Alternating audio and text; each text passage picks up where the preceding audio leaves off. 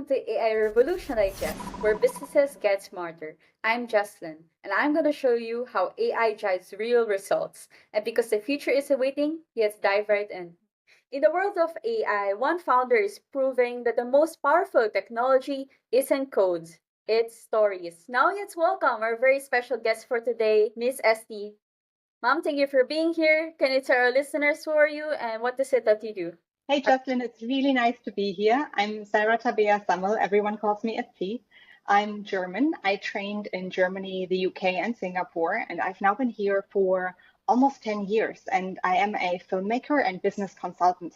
By training, I'm a screenwriter, director, and producer. I've worked for 10 years across the APAC sector in TV broadcast and with clients directly, which would, of course, span digital content, but also other forms of social media storytelling and engagement.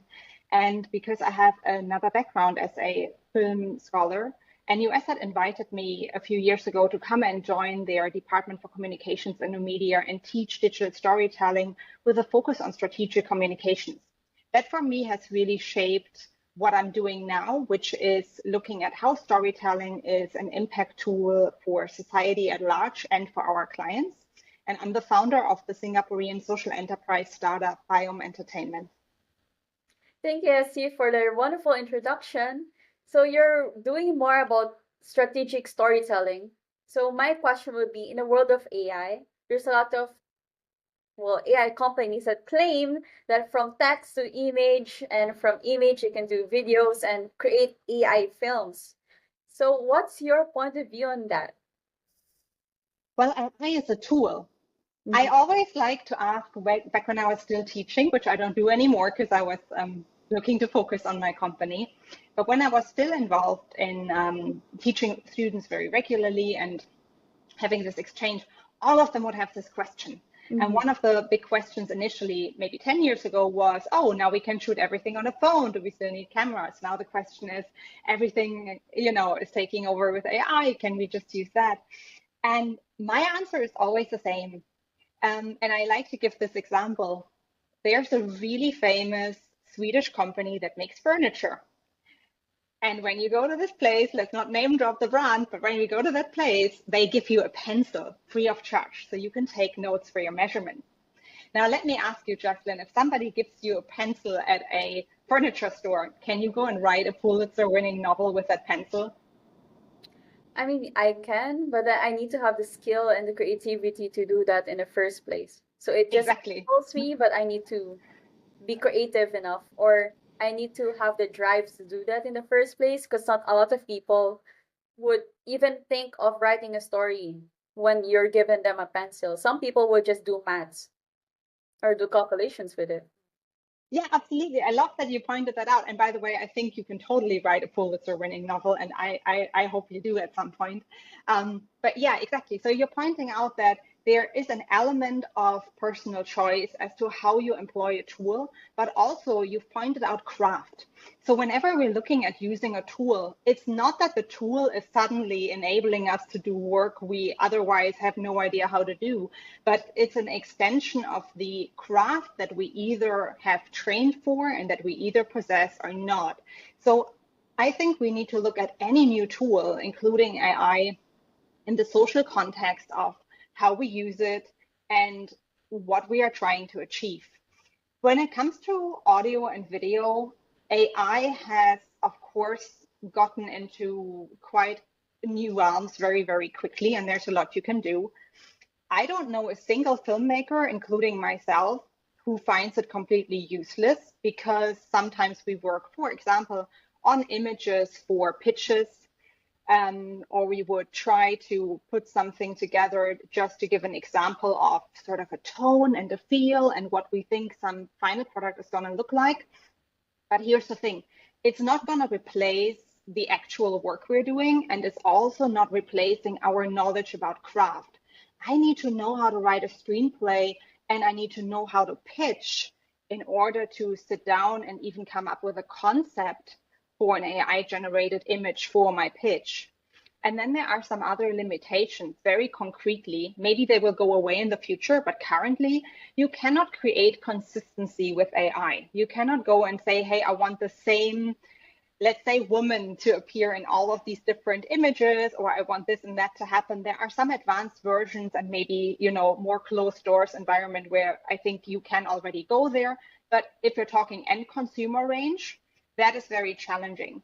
So, for example, I know that a few filmmakers I've met over the last couple of years, and myself included at a recent event, all of us have been using at least one AI generated image, but then there was a standalone image. And the last time I used an AI generated image in a pitch, I worked on that one AI image for 2 days straight because it took so much reprompting and refining. And that was only possible because I knew exactly how I would set up a film shoot if I wanted to shoot that single visual. And I think that's quite a good example for how much work can still go into it. Yeah, so it's a tool in short. Yes, thank you for that. Yeah, and I totally agree with the prompting. I really tried to use some tools that would do text to image, and okay, I was like, yes, do a short AI film. It's never consistent. And as a brand and a storytelling team, you would know more than anyone that it's actually consistency that's the most important one, right? Especially in a marketing point of view. But my question would be, have you ever told a story where it changed someone's mind, not because of the numbers, but because of the way it was framed? That's a really good question. I think when we tell stories, what we're really doing is we are trading with empathy, and we have a great responsibility doing that. So for us, storytelling, that's kind of the tagline at Biome Entertainment. Storytelling is a social responsibility. The moment you have learned that craft, how to tell a story, you are able to shape opinions.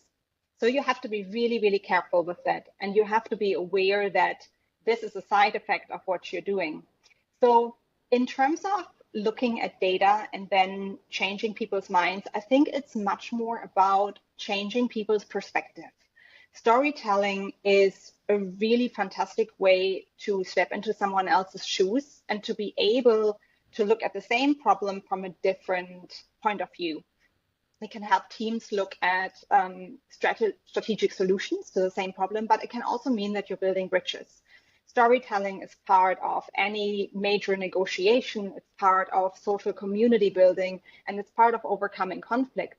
If I don't understand what your problem is, I can't relate. But if I can relate, we've taken the first step to finding a solution.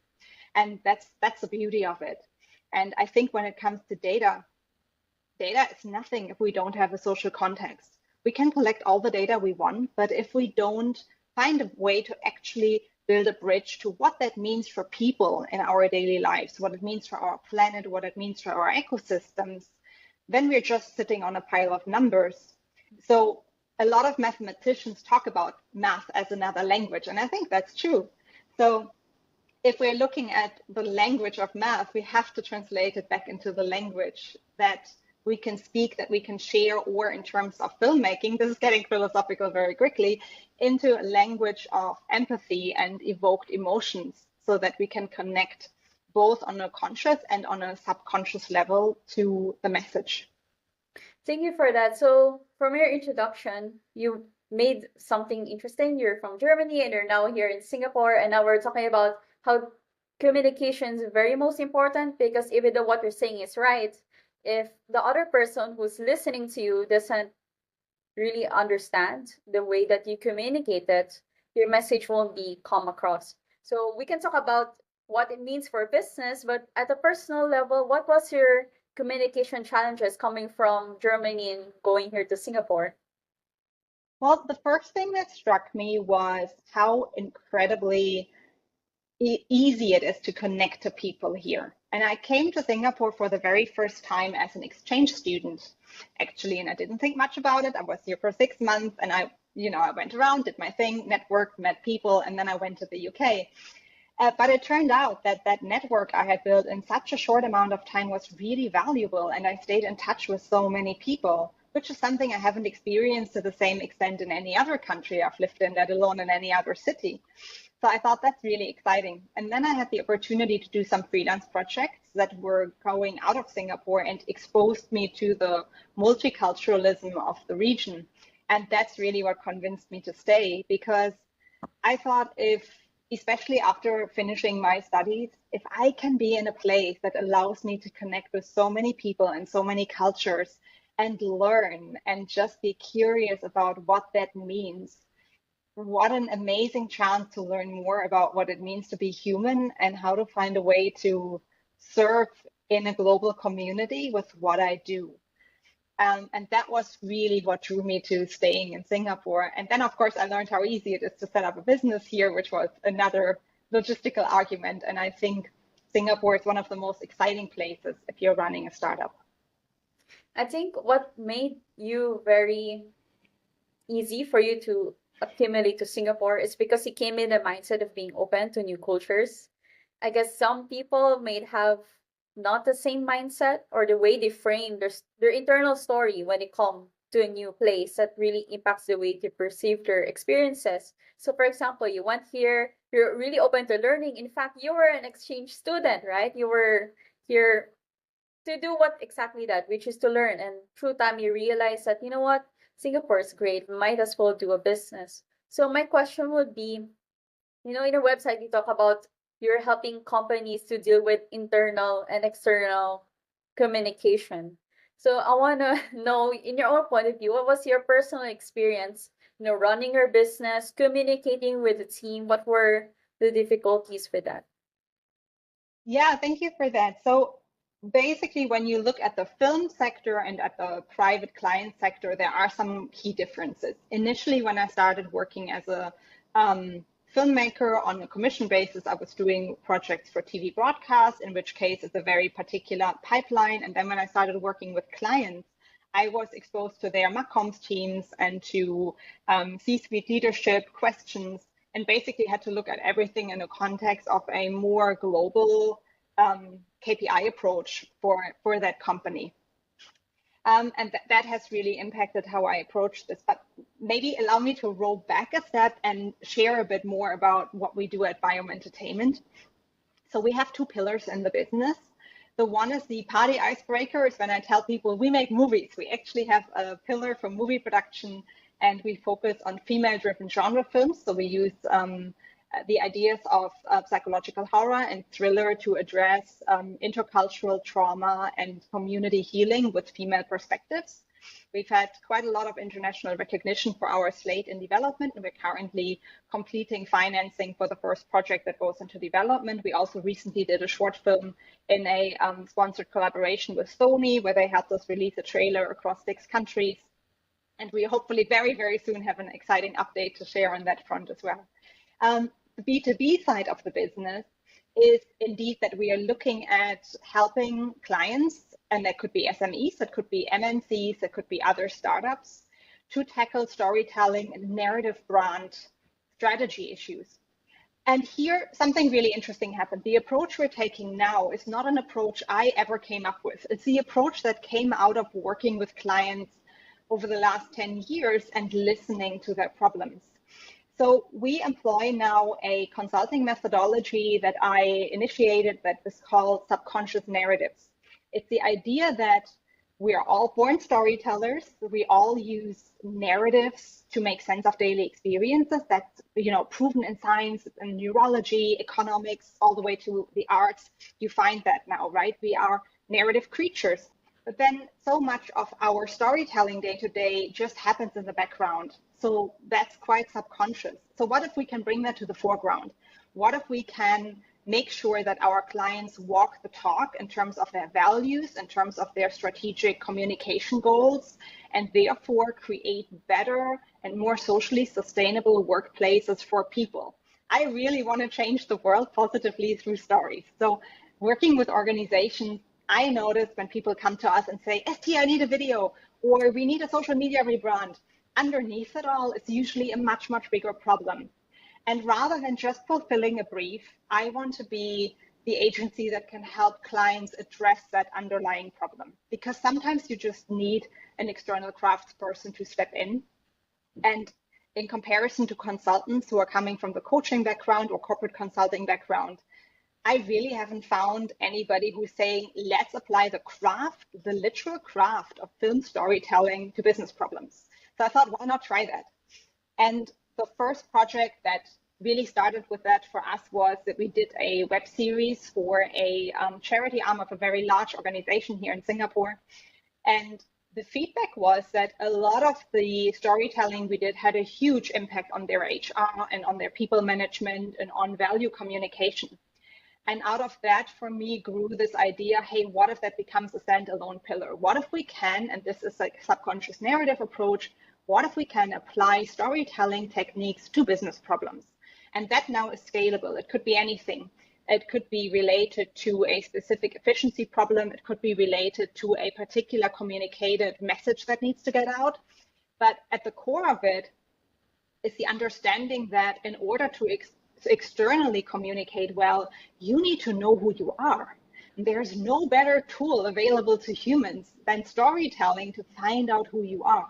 So we do a lot of work with clients around their values and around translating the idea that they have about themselves into consistent actions. It has to be a consistent behavior for a company to actually build their brand. You can't just say, I've put out one message and that's it. And you can't just focus that externally. It's really about empowering your workforce, working across HR, across communications, across C-suite to amplify messaging in all directions across your value chain. And that's where we understand ourselves as a partner, where we can add value. That could be through full brand audits, brand story audits. It could be through workshops and training, or through very targeted campaigns that we are running. Thank you for that. I guess my question would be, I won't say it's easy, but it will be easier to tell people these are your values because you're coming out as an external. But when you were starting out your company, you didn't have someone to do that for you who's gonna say, hey, ST, this is your unconscious values. This is how we're gonna bring these values, tell a story about it and tell it consistently to grow your brand. When you were starting out, you didn't have that.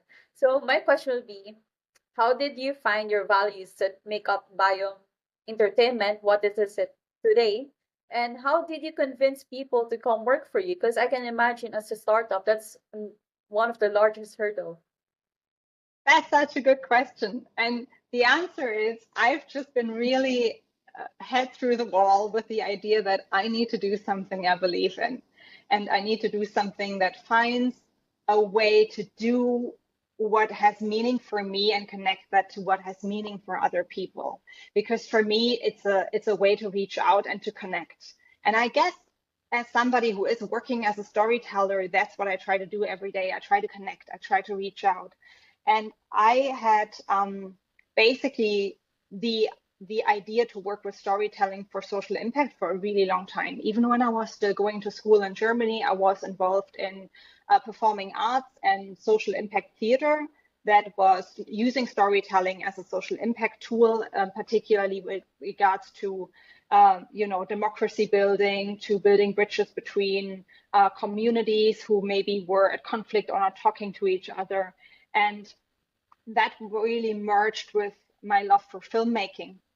And prior to the pandemic, I was involved in a previous company, which also was social enterprise status awarded. And we had a community project that I founded called Kino Kino, where we even had a Learn SG seed fund to put on film screenings and then facilitate panel conversations between marginalized communities and the general public.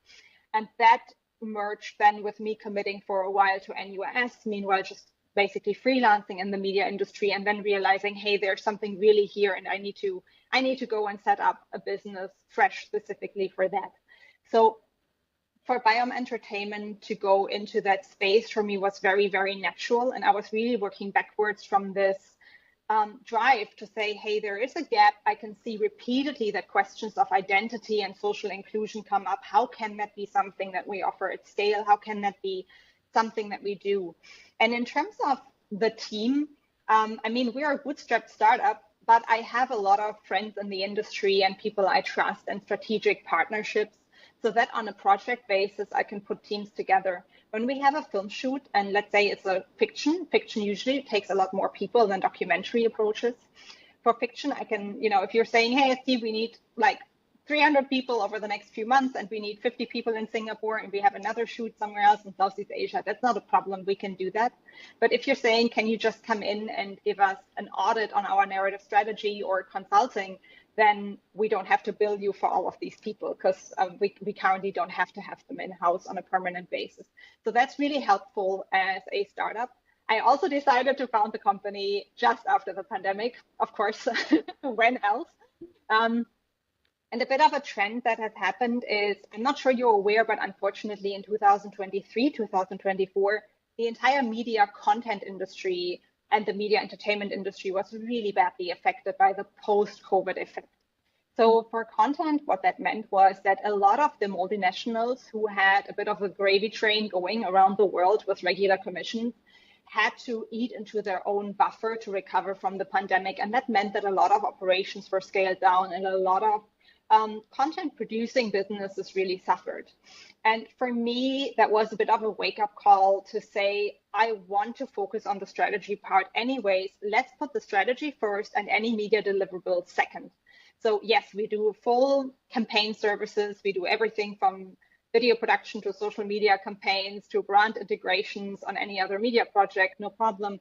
But it all starts with your reason of being and with that consulting approach. So that was also just business strategically really helpful for me to see what is happening in the world, what's the social economic context in which I'm starting this venture, and how can I find that back to my value system and then see what's useful. Thank you for that. And what you said was very important with the word context. You give people the context of why you're doing something, and rather than giving out the data, right? So last year, you were highlighted in 2024 FinTech Festival here in Singapore, and the reporter asked you, what was the one thing that you see a lot of FinTech companies have a hard time or their difficulty? And you said, that's because, well, they're not really good at storytelling. They're just out there spitting out data. So can you tell us more about that, and how can they improve? Because my mindset with FinTech, it's just like any other banks or firms that are into numbers. They're just crunching data and numbers every day. And it's not really appealing. It seems unemotional. So how do you put the emotions in that? Yeah, I think that's exactly right. So we were quite lucky that just as I launched the consulting only pillar, we had a chance to talk about that with NASDAQ. So I was interviewed by NASDAQ Trade Talks at the 2024 SFF. And what was interesting was, so it was my first time at the Singapore FinTech Festival as well. And I was walking around and there were so many apps and providers and new booths that were almost having the same poster, like exactly what you just said. And like so many solutions that were kind of exactly in the same space. And you did see people just largely walking past them, and it being a very sort of like a miserable little aisle where there were all these very similar startups. And so then my question is, let's say you're running one startup where you're in a super competitive space and you know you're trying to be different and you've done your homework, right? I think all founders have to be really smart. So I trust you've done your homework, you know why you're different. But besides you being different and besides you wanting to scale a product and earn money, what do you think you contribute to this earth? What do you think you contribute to our society? I think that's a really important question. And I feel that companies that put that question first have a much bigger chance of sustaining their business for longer in terms of their product development, but also in terms of their workforce development. There's a really interesting case study that was done by the former managing director of Pixar, and which he talked about in his book, which was that he was saying initially when Pixar started, he had animators come into his office being super angry and saying, none of the apps that are out there really help us develop our films. We don't know how to storyboard. Nothing is on par with what we need.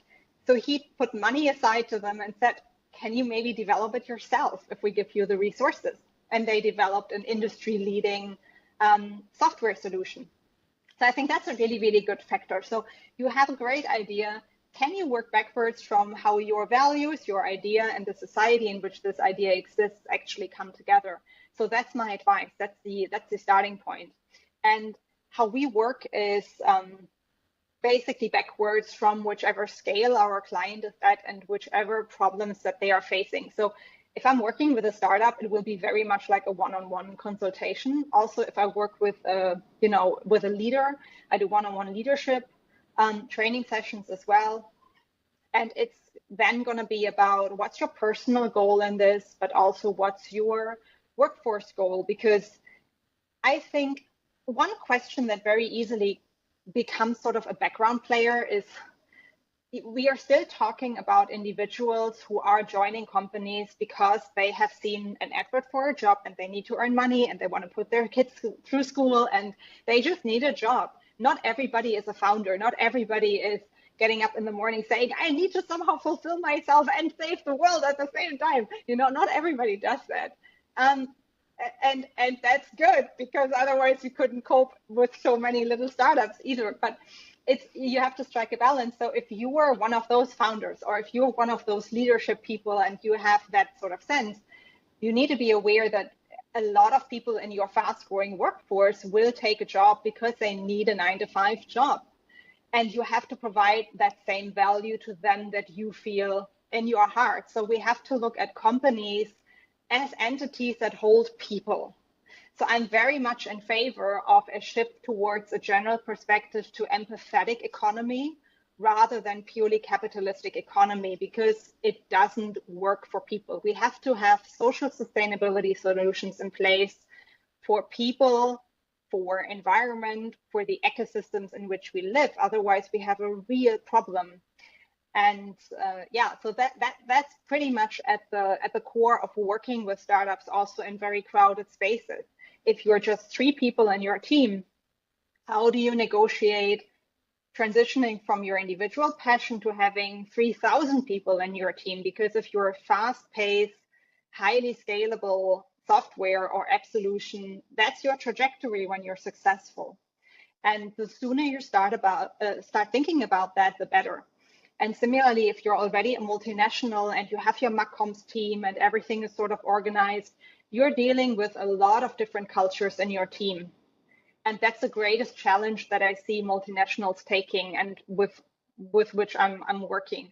The idea that we have so many different people from so many different nations and we have so many different processes, we have to centralize our approach, but how can we deal with things, particularly in the APEC sector? And there I try to basically also apply my own experiences coming here and trying to be open-minded and having a beginner's mindset, because there's so much that we can learn from each other and take away to then strategize solutions that unify us. It's about unifying everybody in a business. If you're having one team, you're telling one story, you will succeed. If you're having one team that is segmented into 100 different sub-teams with 100 different narratives, you're going to be all over the place. Thank you for that. I guess what you said was very important, was when we're starting a company, we should see on how it's going to impact society.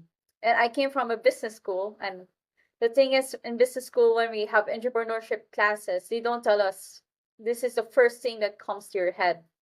We often think about CSR, it's often at the later back. We often think about what's the problem that people are experiencing, how can we create a product or a service to fulfill that need, but we don't really think about the people that we're going to work with and how these things are going to impact, or what's the storytelling we're going to convince these people to not only join our team but to also get our products. So it's being people-centric. That's something we don't really get to highlight, because we just think about this, just like what you said, we just look at brands as institutions. We don't see it that when you join a company, you're joining a company of people. You're working with people, you're not working with machines. I guess even though there's AI, we're working and challenging the space of storytelling or filmmaking, we're not going to have AI generated directors or filmmakers. That's just not going to happen, because it's the creative aspect of that. And I guess the question I would have is, you said that for multinational companies, the number one challenge is how do you get all of these narratives You have 100 teams of 100 people, and all these individual people will have their own narrative in their head and why they wake up. And what you said was very important that I guess most founders won't have is as a founder, every day you wake up, you think about your brand, you think about your because it's your business, because it's your baby. But as a consumer, or let's say as a consumer, I don't wake up and think about, oh yeah, I totally need to drink Coca-Cola. Like that's not gonna happen. Or just like what you said, employees don't wake up thinking about your brand, your business. They wake up because they have children, they have a family that they need to provide food on the table, or they need to provide shelter for. So when people have different narratives that are very different from you as a founder, how do you merge the two? Yeah, that's really good. And you touched on something that I think is absolutely crucial. You touched on ideas around innovation with what you just said. And the thing that I realized only after founding a company is that entrepreneurship is exactly the same, to me at least, as the artistic process. It's constant innovation. And the best definition I've read, I unfortunately forgot the name of the author, but I read such a great definition of entrepreneurship, and it made me smile so much. It made me laugh and cry at the same time. The definition is you are starting up a company based on your values. You're trying to create a product that you don't yet know what it's exactly going to be for a consumer. You don't yet know exactly who it is in a completely precarious market. That's exactly what it is. The idea of entrepreneurship in itself is innovation because you're developing and testing and developing and testing and developing and testing. So you're having a constant feedback loop. For storytelling, you're constantly reflecting and sharing. And that's why that's so powerful between internal and external processes as well.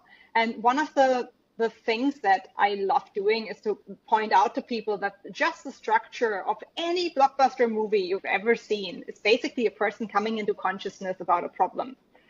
Right? It's basically saying, hey, Act 1, life is a bit difficult, but it's sort of okay, oh no, Act 2, oh God, no, this problem just occurred, this is terrible, what am I gonna do? This is terrible, it's gonna crush me, oh no, I can defeat the monster, let's go. And then Act 3, you're defeating the monster. So essentially, you've just faced a problem and arrived at learning how to find a solution, and that hopefully gets you to a new state of consciousness to then face the next problem. So in English literature or philosophy, we would call this a hermeneutic circle. You're basically in a forward spiral or an upward spiral of always updating your current knowledge, and you're innovating yourself and you're innovating the solutions around you. Now, here's the interesting part. AI cannot innovate because AI and data can only provide a snapshot. So the moment that snapshot is shown to you, it's in the past. Whereas as people and as, you know, living organic entities on this planet, we are permanently evolving. Everything is change. So we have to embrace that change to creatively innovate. And some of the solutions that companies can take to align that inner and outer innovation, it's really to double down on their processes. One of the things I recently said in a workshop to people was, if you're having handovers, this is just one really small example, but if you're having handover processes between departments, can you notice when things are really, really smooth and when they aren't? When they are really smooth and Department A gave a task over to Department B, nobody talks about it, but that's your golden goose. You've just had something really efficiently happening where one narrative of a department fit exactly like a puzzle piece with a narrative in another department, thereby carrying your one story for your one team forward. And all the cases that frustrate you, where your workforce and your employees are at the coffee table and not knowing how to deal with like handovers or other frustrating problems or people problems, this is all sand in your gears, basically. This is where we have to look at to see, well, what's the factor? And there, to come back to the individual, I think it's really important that leaders understand that you don't have to say 100 different things to people all the time. You have to say the same thing 100 times in an inspiring way. And it's not about being a parrot or performing, but it's about providing leadership and understanding we're all in this together and establishing support networks in this. If you're supporting your people, you're supporting your brand. It's the same thing. And I think that that extends to consumers as well and how serious we take consumers. That brings me to, if you're being very efficient with your internal communication, you can actually save money.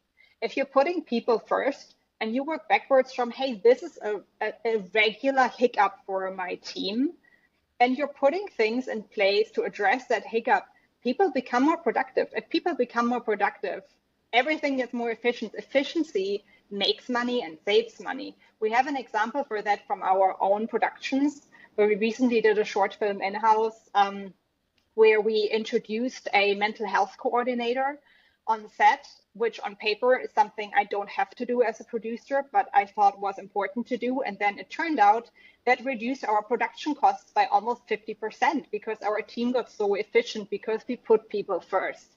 And there are processes like that in organizations and in day-to-day routines as well.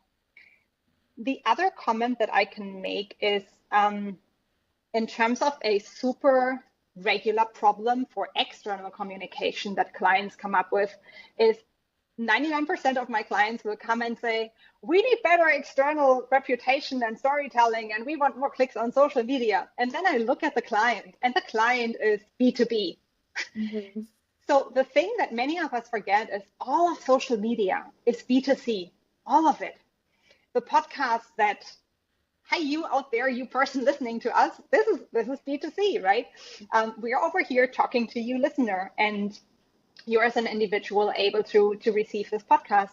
The social media is B2C. Of course, we have brands using social media, but if a client comes to me and wants to do better on social media, I have to first ask, why do you think that? And quite often, they don't have the correct attribution model. They are thinking, if I have more likes or more views on social media, I will have more products out there. And then we look at, well, where's your key money income actually coming from? What's your revenue stream? And a lot of it relies on closed door pitches and the B2B value chain. Well, you don't need to prioritize social media for sales in that case. You just have social media as part of your general public opinion branding, as part of your general public engagement, but your resources will be much better spent if, for example, instead of having 20 people trained as sales agent B2B, we could run a workshop to make sure that the 500 people working for you are all brand ambassadors because they're all understanding the values and the purpose and the prerogative of what you're trying to do. And that point then leads back directly to HR and also to upskilling and legacy building, because we are now seeing a completely digital workforce entering the market. We have digital natives now. Everybody who's graduating grew up with, social media around, with the internet being around. And you want people in the same boat. You want the grandparent who now goes into retirement to tell their kids and the kids of their kids, this company is good to work for. And we're having a very interesting generational divide going on at the moment that I feel can be bridged through storytelling. So I've touched on a lot of different things here. I've basically touched on innovation, on specific marketing, and on legacy building. But in my view, all of them are connected. So we are always trying to untangle those very specifically with our clients based on where they need to look the most and what their plan for the next 1 to 3 years is. Thank you for that. I guess you made a lot of important points in your very short time. So when you said that people or brands often make the mistake of focusing too much on social media without really understanding who their audience is, right? That's the thing with storytelling. Before you come up and tell me a story, you need to say who's listening to this. Yeah. So B2B people, they often think that they need to do social media just because everyone else is doing it. They don't really stop and ask, is this really the best thing for us, right? And I guess in terms of legacy building, it's really difficult thing to do because most companies don't even last long. It's for a start. For a company to be 10 years is really huge. And hopefully your company will run for 100 years, like Coca-Cola. But, you know, my Oh, thank you. my question would be, it's very easy to do storytelling when the times are good. When the times is good, it's good to say we're all one big family. Okay, this is a good company to work for.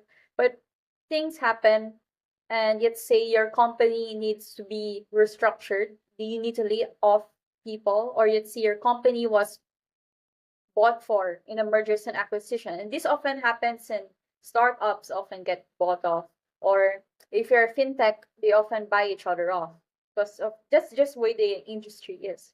So for example, you're a startup, not a startup, but let's say you're a very successful SME and you get merged or acquired by a larger company.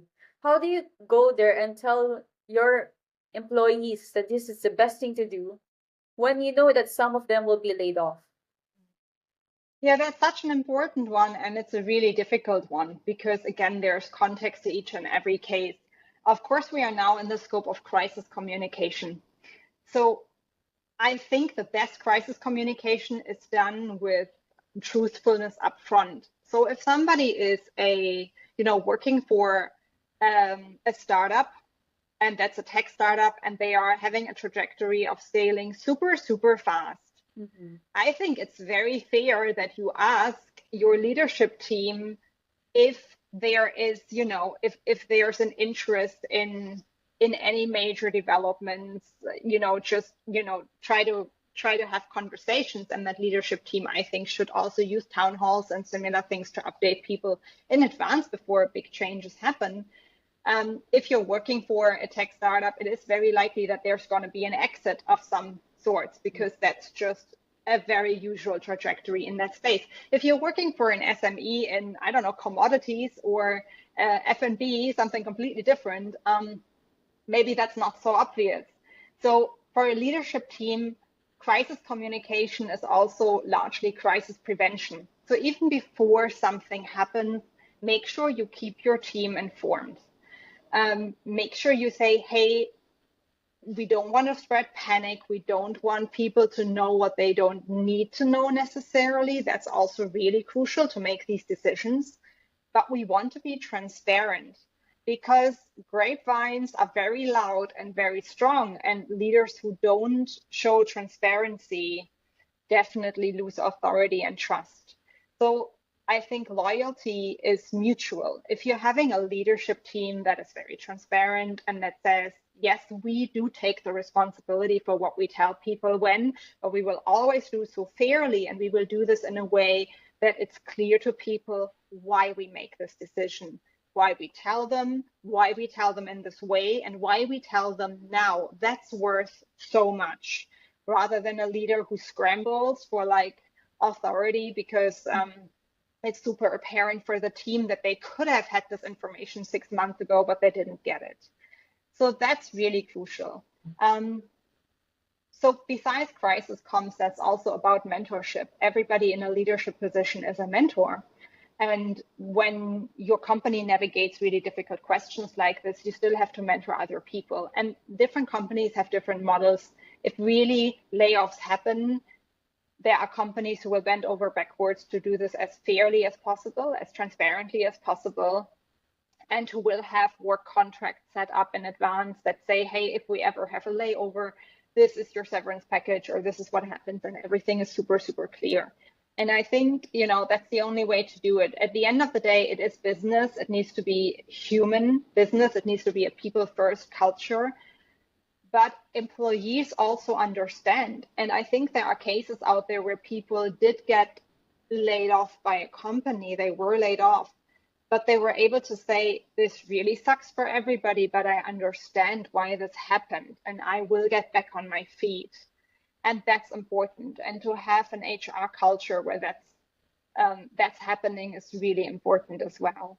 So it goes back to, it really goes back to walking the talk. You can't say you care for people and actually mean you just care for their money or you care for their time. You actually have to care for people. I think that's really hard because, life just gets into a way where we often just think about our own values that oh, I need to get money because I have a family, or for me as a young person, well, I need to start my career, which is one of the hardest parts. So, with that in mind, most of our listeners and I myself will be graduating in a year or two.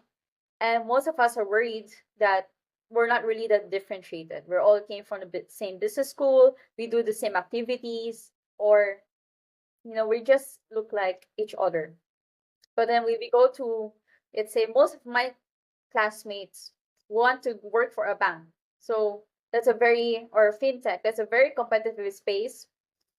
How do they differentiate themselves? Aside from saying I'm good at maths or I can ace all the technical aspects. Well, you're not a piece of paper, you're a person. Mm-hmm. There's nobody in this universe who can tell the exact story you're telling exactly the same way. So I really encourage graduates and students to engage with their own passion and to find a balance between whatever performance is written on a piece of paper when they're done with studies and how they position themselves. I had a student previously who was taking one of my storytelling classes, and she was up for a super competitive internship, like super competitive, huge company. And she contacted me a few weeks later and said, "Hey, can I tell you what happened?" And I said, "Yes, sure." And it turned out that she didn't get the internship she went for, but because of the way she presented herself and because of the skills she brought to the table, the company actually created a different internship for her that was never in the initial brief or call for interns. So you have to have a little bit of trust that when you see an opportunity where you identify that that is licensed to go and say, "Hi guys, I'm here. I really want to meet you. Here's why I identify with this. And if you also think this is a good fit, let's talk further." And if there's a no, and there will be no's, oh my goodness, there are so many no's knocking around in this world. Believe me, I'm trying to finance feature films. Then you have to say, "Okay, thank you for this bit of information. Now I don't need to bark up this tree anymore because you've let me know this isn't the right tree for me right now. The tree looked amazing from far away, but up close, you're telling me it isn't the right tree. Okay, I'm going to take it. I look at my next tree." And that's fine. And that is also owning your skills of, presenting yourself and of finding your path, finding the context. And I mean, I look, as a creative, not the B2B side, but the personal stuff that I do, I probably have I don't know, like an existential crisis once a month. I think that's completely normal when you're working artistically. But it's really putting things into perspective, because I do see that happening in business, and I can relate to people telling me this. And then I also learn how to find my feet again through the artistic work, and to say, okay, this felt like a real issue, but actually it's not. Actually, it's just me putting myself out there. And it's good to have community. You have to have a community of people who tell you, "Hey, Esty, hey, Jocelyn, you've put yourself out there and you fell a bit on your face, but that's fine. Look how well you're doing. You've put yourself out there. Here you go, come dust yourself off, adjust your crown. Let's keep going." And that's what we have to do. And so don't doubt that. Don't doubt that you will find your crowd and your people if your heart's in the right place and you're setting out to do that.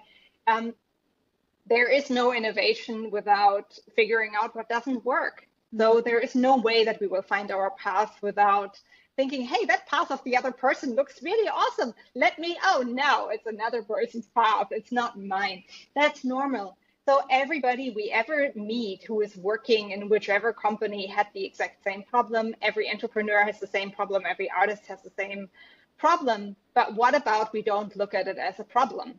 What if, to use two very potent words from storytelling, what if we look at it as an opportunity to understand ourselves better and to learn how to do what we want to do among other people in a better way, and find more trust with ourselves and find more trust with other people. And the longer I'm doing this, the more I'm learning how to do this as well. And I think we have to have a lot of gratitude. Everything we learn, we need to be grateful for, because it's an opportunity for growth, even the hard stuff. Growing pain is real. So we can embrace it together and we can build each other up. and collaboration is more important than competition. Thank you for that. You know, when you said that, it just when I realized that my path to starting career, it's kind of like an entrepreneur who's looking for the next investor or the next customer or even the first customer to buy your product. I guess as a you're an entrepreneur, so you understand the fear and the doubts of, oh, is my film good enough for this client? And when you get that first yes, that's when you realize that, you know what, perhaps I do have a value that somehow other people are able to see that I don't see myself. And I guess as someone who hasn't entered the workforce, that's going to be the same doubt. Or am I even good enough? Do they see the value in me? And it's true, a lot of people would say no, but there will be that one person that would say yes. And in fact, when I started this podcast, I had a lot of doubts, like who the hell is gonna listen to me? But the thing is, the reason why I started this is I don't have a technical background. And a lot of people, especially in the business world, are saying AI is gonna take over the world. You should be in AI, you should do in FinTech. And I said, oh my God, I'm going to be out of job. So what I do is I went out to people who know better than me, like yourself, you know, how do I navigate this world? And through time I realized, you know what, not everyone needs to learn how to code. Because there's some people like you, I would say your skill set is more important than coding, which is to tell a story. Because even the time before computers, we've been telling stories all throughout. In fact, it's by telling stories, the right ones, not only be able to get you to your dream job, not only it's gonna help you become the next CEO. For others, it has helped them to become the next president. And that's how elections work. I feel like at the world of I guess being a politician is one of the jobs that would never go away. So thank you, ST, for being here. So before we go, let's play a little game. That this is something I played with one of our few guests. So the guest before you was a professor who wants to get funding for his research, right? So for you, you said a while ago you want to get funding for your next big film activity, right? So perhaps you can give us a 30 minutes to a minute speech or pitch, should we say, about that? So to all our Yes, listeners, sure. Oh yeah, God, the dreaded pitch. Before I do that, Jocelyn, I really want to thank you as well, if I may, just to what you just said, because you've said such important things, and I want to share that, you know, two things I just wrote down when you said your last bit was value versus usefulness, and I would really like to encourage that we untangle the idea of value, especially personal value, from the idea of what is useful to somebody else right now. I do not doubt my value. I do not doubt your value. I do not doubt anybody's value. I just want to ask, is the skills I'm bringing to the table useful for this client at this exact point in time? If the answer is yes, let's work together now. If the answer is no, I'm going to ask you again in a month, and then we can work together then. And that's what I would encourage also to, you know, generally, because nobody is allowed to validate you. You're a person. So there we go. Just a little bit of, we all need to remind each other of that. thank you, ST, for the very wonderful pitch. I'm from the Philippines, so I'm gonna look forward for that. So before we go, where can people reach out to you? Yeah, and just maybe you can say spoiler alert, because if anybody listens to this after we've actually made the film, it's just given away a spoiler. People can reach me at biomeentertainment.com. That is biome like the habitat, biomeentertainment.com. And I'm also on LinkedIn. You can find me as Sarah-Tabea Sammel on LinkedIn. And I really look forward to connecting with all of you. And thank you so much, Jocelyn. This was so much fun. Thank you, ST, for being here. And to our listeners, thank you, everyone. And see you in our next episode. Goodbye.